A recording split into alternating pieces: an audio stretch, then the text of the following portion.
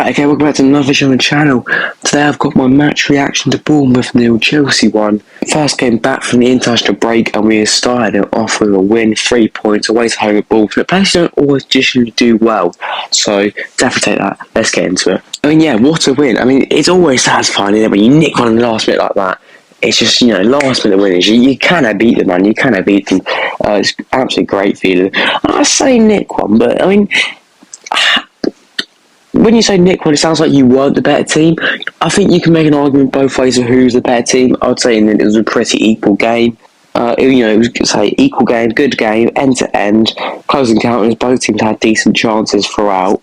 I think out of the chances, I'd probably say they had the better chances. They hit the woodwork numerous times and were forced some good saves out of Sanchez, obviously including the penalty save as well. If I look at the game, I look Bournemouth and they didn't take their chances, and I look, it's probably the subs that changed that game. When both teams made their changes, I think that's when we started to take proper control of the game. We started to have a bit of possession and control, a bit of composure, and we started to squeeze them out of the game really, and really take hold of possession. Obviously, you look at the match stats, we did end up having a lot more possession than them. They did have more shots though. First half was disappointing, and even the start of the second half, I think, we weren't great. I mean, the first minute alone, we lost the ball 4 times, I counted. And it was just hectic, end to end, a few little pushes and whatever, a bit like that Wolves first half, if you remember a few weeks back. It was that sort of game. It seems like that might be the sort of game we see a bit this season, very end to end, dramatic. Not like we've had tons of composure so far in games like this. So I think we just looked very rash at times. We saw some players look really good dribbling and running at players, and despite some decent chances with Jackson, I think there was about 3 for him in the end. I didn't really think we created an awful amount of trouble for him.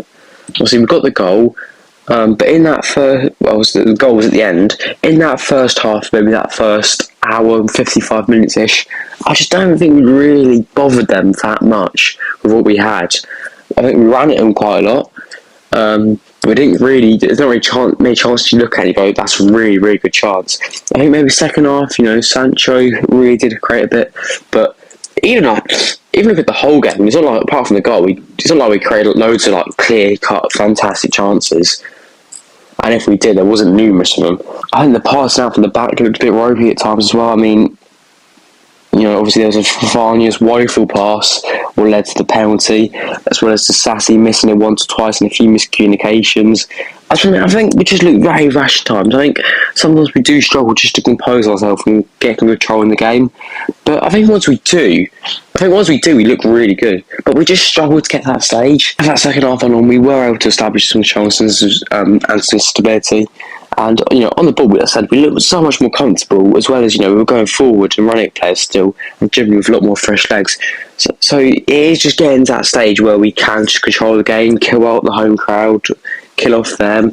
And I say, once we get into that stage, it's hard to see us losing, but it's just us getting to that stage.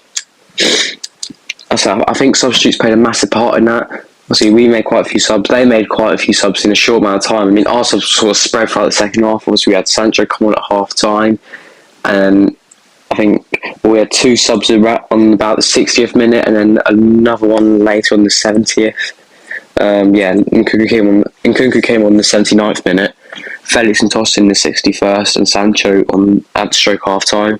So, I think our subs, we sort of spread them out throughout the second half, and with them all coming on, we slowly gained control. I think they made a lot of subs in a very small amount of time, what I think definitely helped us as well. So, I think the substitutes from both teams definitely changed the game. I mean, talk about substitution of the game.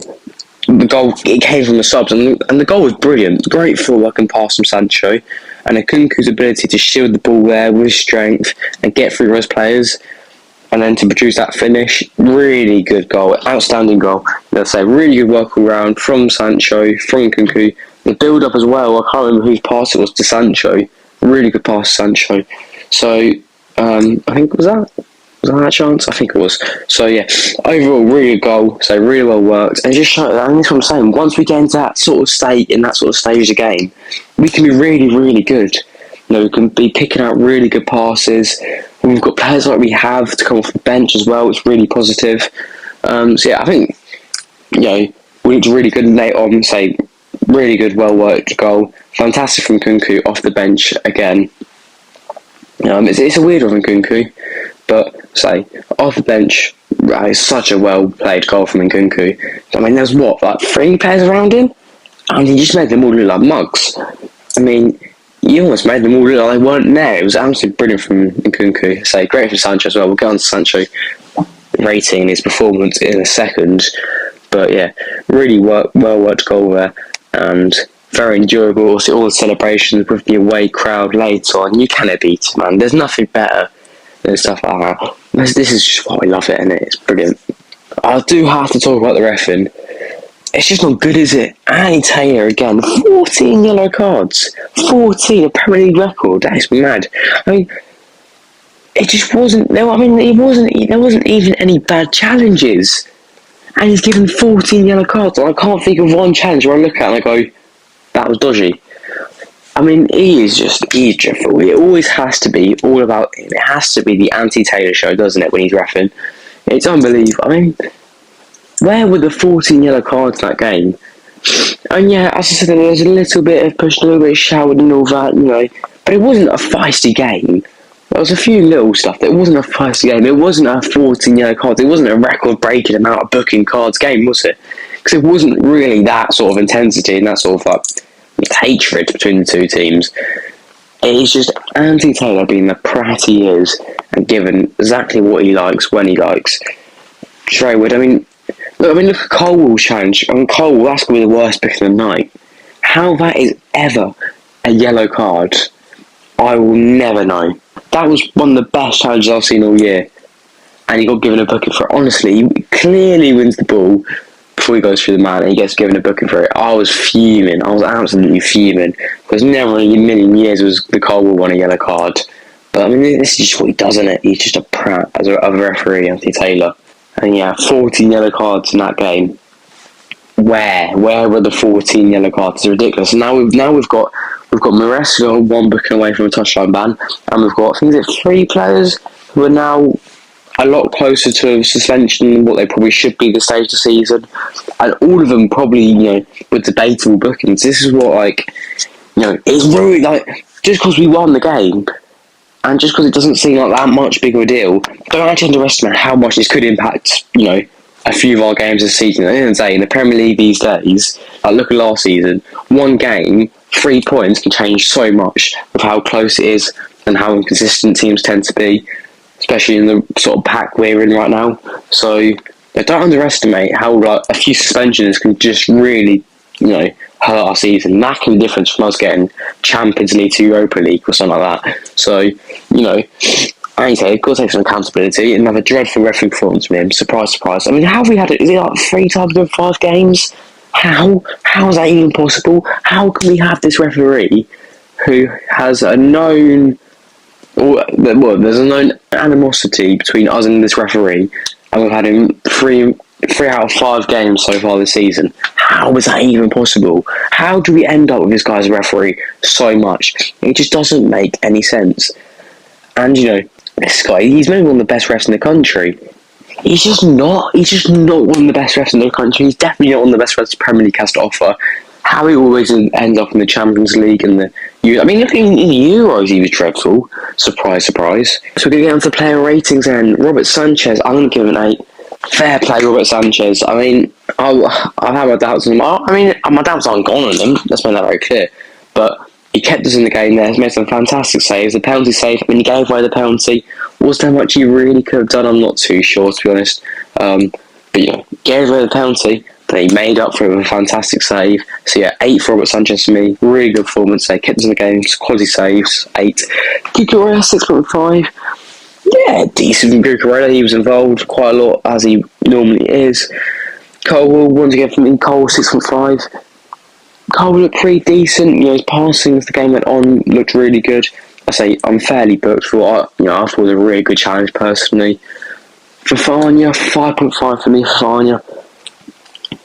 Actually, defensively, he weren't too bad, but I think on the ball, he just was a bit of a mess at times. Obviously, giving away the penalty. Well, not giving away the penalty, but the pass what led to Sanchez giving away the penalty. That's not on. It wasn't acceptable enough for a really bad pass. And there's a few miscommunications with Disassi. So yeah, for me, Fafana's got to get a 5.5. Sassy, I'm giving him a 5. He just didn't look great, Sassy. Obviously, you got to feel a bit of sympathy for him. Didn't play the full game, came off after an hour, but his first start of the season, if I'm not wrong, and obviously our position right back. So you have got a feel for Sassy slightly, but distribution was poor. Obviously, one time he completely missed the ball. One time he left it, obviously thought the final was going to come. So, yeah, I mean, not the best performance from Sassy ever. We know he's a lot better than that, but, I think he has got reasons for it, but, it's still not acceptable. So, yeah, 5. Vega, system 5. He was alright, Vega. We weirdly only had one centre mid on the bench of 9 players, so, he was almost guaranteed to play the whole game pretty much, and he did an alright job, 6.5. Caicedo, 7. Would you believe it? The game I had 14 yellow cards, the most in Premier League history. Caicedo didn't get booked. Did a very good job, Caicedo, as captain, 7 for me. Neto came off at half time. Well, I don't know if to give him a 4.5 or a 5. We'll go with 5. Because I don't think he actively didn't do anything wrong. He just couldn't get into the game, really. I can think of one time where he got the ball maybe, and he got tackled. He just lost it. So yeah, weird. I told us last season with Mudryk. I think we do have a problem getting the left wing involved, and when you've got players like Palmer and Madueke on the right, with how good they are, and obviously normally we'd have Gus on the right as well. I do think we do tend to go down the right hand side more often. I do think we really do struggle getting that left wing involved. Obviously, second half we did get Sancho involved a lot, and Sancho was doing really well. Neto, we couldn't get him involved at all. Might have been a problem with him coming off half time. Maybe Rashford just didn't see his performance as good enough, what I would agree with. Or maybe he was injured, we don't know. But yeah, it wasn't an impressive performance from Neto, so I'll give him a 5. Palmer, I'll give Palmer a 7. I think it could have been a 7.5, but realistically, he didn't really create any brilliant chances, did he? So yeah, I'll give Palmer a 7. I think he looked really good on the ball, running at the Bournemouth midfield. He had a Murray, obviously he got both of Bournemouth midfielders on a booking, what led to them both coming off, or at least one of them coming off, and Bournemouth did lose a bit of control in the game when they came off. So yeah, I think he did a good job. Palmer, it's his job. Maybe he didn't create enough as many chances as he would have liked, but he did. He did an alright job. So yeah, 7 for Palmer. Madueke came off inside an hour or just over an hour. I'm going to give him. It's a tricky one. I think I'm going to give him a 7. I think it's very similar to what I just said about Palmer. To be honest, on the ball he did look really good, but he didn't create a massive amount of chances or any really good chances. Necessarily really good chances. So yeah, 7 for Madueke. Last of the starters, Nicholas Jackson came off in the 79th minute. Now this is a tricky one. 6 or 5.5. I'm going to go for the latter. I think he just struggled. In the game, I think he had 3 chances. One of them he was offside for. Surprise, surprise. Jackson. He did his usual, high work rate, whatever. But there was quite a few times where he lost the ball. So he didn't really take his chances. One he curled over. Neither of the other 2 chances. Discount the offside one. Neither of the other 2 were easy chances. One of them he was tricky angle, but you do expect him to do slightly better there. And the other one, he's not in the best position, trying to curl it into that far top corner. It wasn't the greatest execution ever. But I think apart from that, he just struggled. He couldn't really keep the ball that well. We lost it quite a lot. He got booked for dissent again. This man will never learn. The day Jackson learns, the offside rule and how to not dissent against the referee, then we'll be chilling. But yeah, 5 for Jackson. On to the subs. Jadon Sancho off the bench to make his debut. I'm going to give an 8. Really good from Sancho. He looked really promising. Dribbling fantastic. Passing fantastic. Came on. Got the assist. This is the Jadon Sancho we want to see. This is what I was saying in the reaction to him signing him. This is what the player he could be. And if we get this sort of player, Jadon Sancho, consistently, week in, week out, for the amount of money we're going to get him for, and then it's an absolute bargain, because we've seen the sort of player he can be, and he looks good. He looked really good the other night. I'm just really hoping to keep up and it's not a one-game thing.